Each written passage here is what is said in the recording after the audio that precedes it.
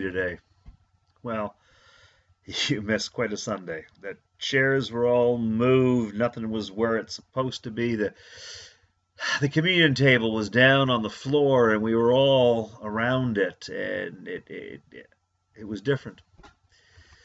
We dedicated and blessed our ministry of music, our choir, our music director. We dedicated the resources, the new More Voices hymn books that came from donation and from the men's breakfast. And we also dedicated and acknowledged the gift of our new choir gowns, given in memory of Rita Gorman.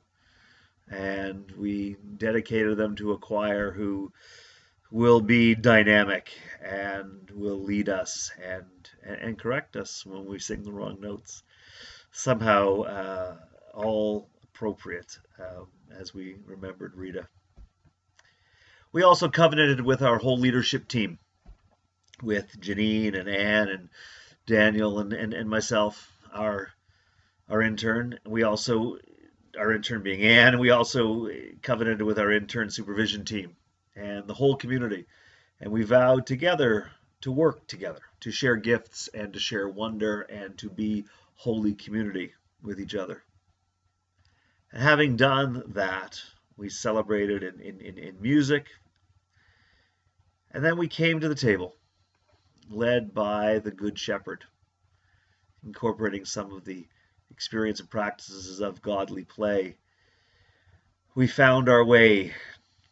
We found a sheepfold in the midst of our sanctuary, and children came to be the sheep. And later, adults would come, and some teenagers, and even a baby would come.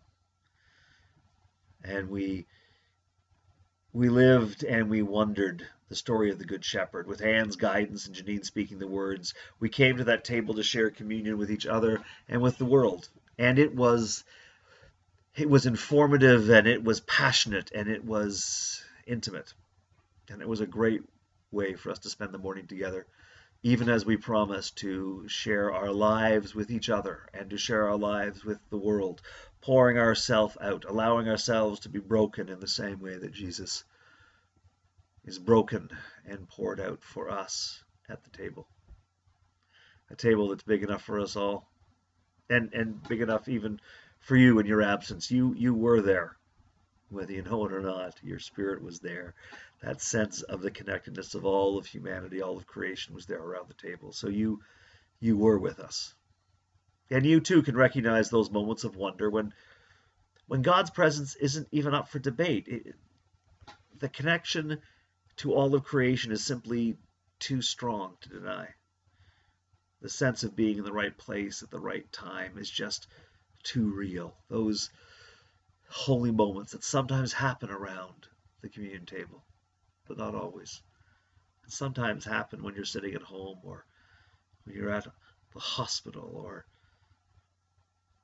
when in the presence of a child, or when you're hearing that piece of music that just connects in a way that you just can't imagine any other way.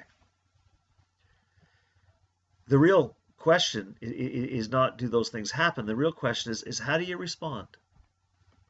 Well, we talked about that a little today as we wondered together. And I hope that you find a way to respond to those moments. I hope that you find those moments and you recognize them as they come, and that you find the way to respond. And I hope that somehow in those moments, or in your response to those moments, or whatever it is, that you somehow find your way to us, because we are better when you're with us, and we would love for you to be here sooner than later. But until we can be together, I guess I would simply say, God bless, and we look forward to seeing you soon.